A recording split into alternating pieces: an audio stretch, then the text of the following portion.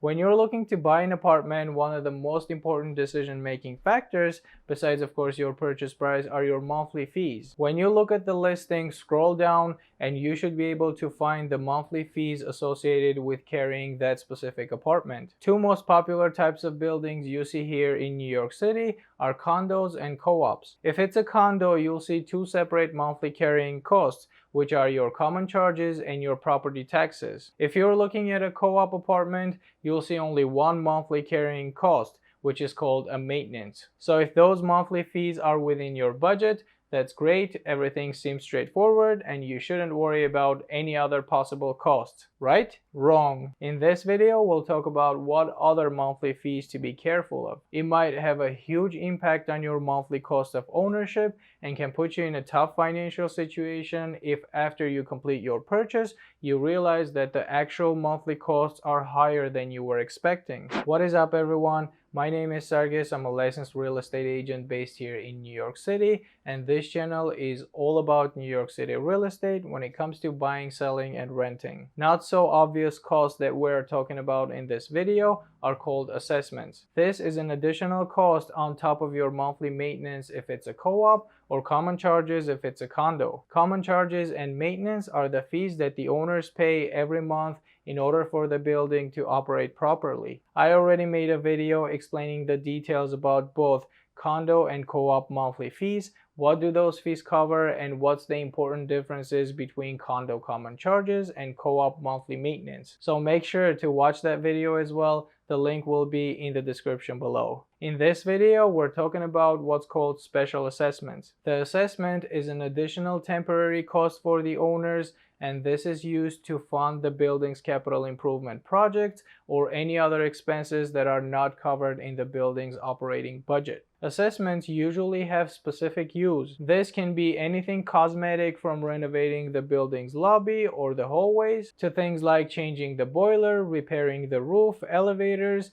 and also the items that are legally required, such as the facade restoration projects and so on. Depending on how old the building is and how well the building was maintained over the past years, emergency repairs might also come up from time to time. And those emergency repairs can also be a reason for assessing the owners. Buildings usually have financial reserves as well, but depending on the type of the work that is required, it's not always possible to take the necessary money from the reserve funds and not have an assessment. The assessments are usually temporary, and until the assessment period is over, all co-op shareholders and condo unit owners make two monthly payments to the building. This would be your regular monthly maintenance bill or common charges, plus your assessment bill. Depending on the timeline that the project is supposed to take place, the assessments can be paid off either in monthly installments or quarterly or semi-annually or just in one lump sum payment. So the amount and the payment schedule depends on that specific condo or co-op building's decision. Just to be clear, this is not an optional payment. As a co-op shareholder or condo unit owner,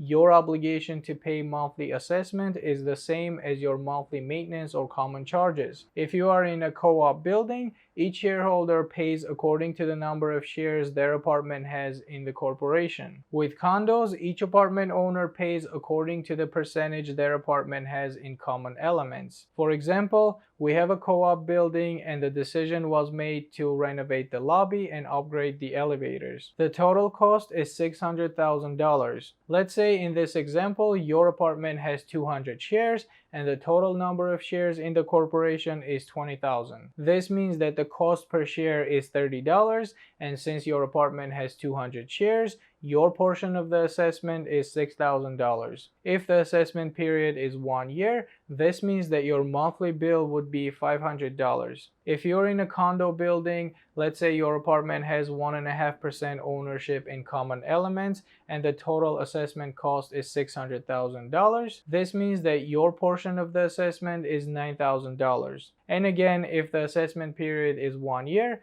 this comes out to be $750 per month. In every building, as the time goes by, things such as roof, boiler, pipes, etc. deteriorate and need a replacement. There are also legal requirements. The local law 11 in New York City regulates the exterior facade of the buildings, and the buildings have to follow the legal requirements and do facade restoration projects whenever necessary. So I think it's safe to assume that every building will have an assessment at some point. Also, the assessments are not only necessary to maintain the building's proper condition, but depending on the type of the work that has been done, it can also increase the value of the apartments. The example of work that can potentially increase the value of the apartments in the building can be a renovation of the lobby, hallways, maybe building a common roof deck for residents, or adding an extra amenity in the building, and so on. So it's important to understand that the assessments are not always a bad thing,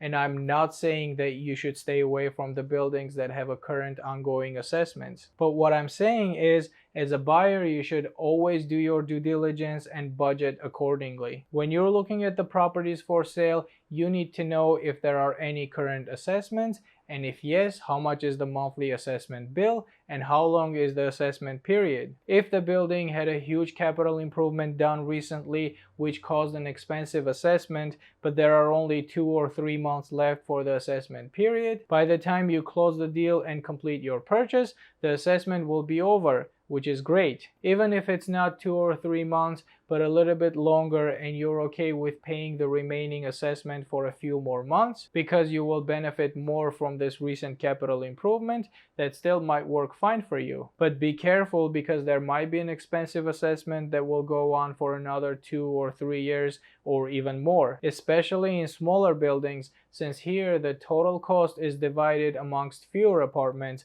and therefore the bill for each apartment owner can be expensive. So always do your due diligence and budget accordingly. If there are no current assessments, that's great in terms of not having an additional cost at the moment, but as a part of the due diligence, your attorney will also review the board's meeting minutes. This is also very important because your attorney might find information there that describes what capital improvements the building is planning and the cost that you might be liable for in the future. So to answer the question, how can you know of any upcoming assessments? It's in the board's meeting minutes, if they already started the discussions about that. There are also other important information in the board's meeting minutes that needs to be reviewed as well, such as any shareholder complaints, reports on damages, repairs, approvals and disapprovals of purchase requests, sublet requests, and so on. So basically, an experienced attorney will know how to read between the lines and extract valuable information about how the building operates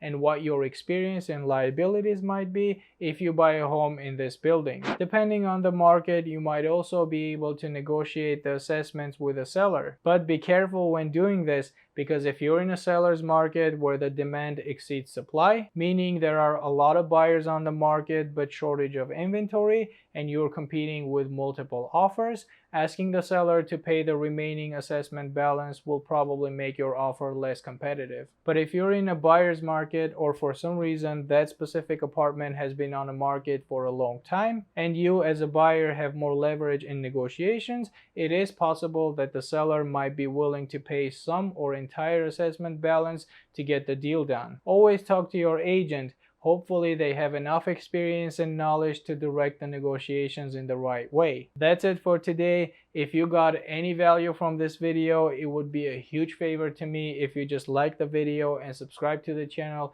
for more New York City real estate videos. My email is in the description of this video, so feel free to email me or DM me on Instagram to book your free 30-minute one-on-one consultation if you're looking to buy, sell, or rent here in New York City, or if you just have questions regarding New York City real estate. And lastly, click the video you see on your screen if you want to learn more about New York City real estate.